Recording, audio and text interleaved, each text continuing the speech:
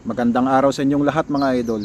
Pasensya na kung medyo haggard ang itsura natin kasi kakatapos ko lang mag-jogging at basang-basa pa ng pawis ng damit natin. So kumusta kayong lahat mga idol?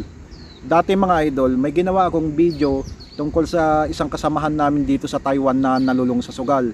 Nagtrabaho ng 14 years, nalulung sa sugal, na nalulung sa sports betting.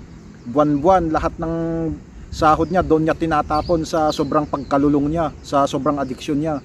At ang nangyari, umuwi siya na ang inuwi lang niya yung huling sahod. Yun lang ang naiuwi niya. Pero kahit papaano naman, may naiuwi siyang pera, yung huling sahod nga lang. At ang masaklap mga idol, naulit na naman yung pangyayaring yun. Nung nakaraang buwan lang, isang kasamahan ulit namin ang umuwi ng Pinas na ang bitbit lang niya yung damit niya. E paanong nangyari yun? 12 years nagtrabaho dito sa Taiwan, pagkatapos ang bitbit niya yung damit lang niya. Kasi nga ito mga idol, nagkandalubog-lubog pa sa utang. Maliban sa nalulong sa sugal sa paglalaro, nagkandalubog-lubog pa sa utang at hindi biro yung perang na utang niya, malaking halaga. At ang matindi, yung inutangan niya mga idol, kabayan din, Pilipino din. Hanggang sa huling sandali, hindi na siya nakapagbayad ng utang niya eh. Kaya ang ginawa ng inutangan niya, hinarang lahat. Lahat ng perang pwede niyang makuha, yung huling sahod, yung tax refund, basta lahat ng pwede niyang makuha, hinarang ng taong inutangan niya. Kaya ang nangyari, umuwi siyang walang-wala.